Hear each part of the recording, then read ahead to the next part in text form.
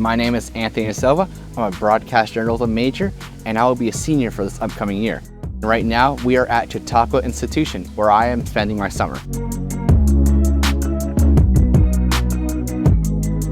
It's a very beautiful place. I take nice walks down by the shore and just view the great scenery that's here. Most of the time, I'm just editing content to go onto Chautauqua Institution's video channel. My boss, Jeremy, he's awesome. He's a Bonner grad. He has given me tremendous tips to improve my videography and editing skills, and I've learned more technical sides of camera work. I started producing a documentary about the health of Chautauqua Lake, and I wanted to dig deeper into that through my journalistic practice, which I have been learning at St. Bonaventure and using the video skills I learned here. I just love just shooting video. It's just so relaxing. I can become an editor, I can become a videographer for various companies. You can improve on yourself every single day, practicing different shot techniques, practicing how you're focusing and adjusting your camera settings to see what can get you the best shot.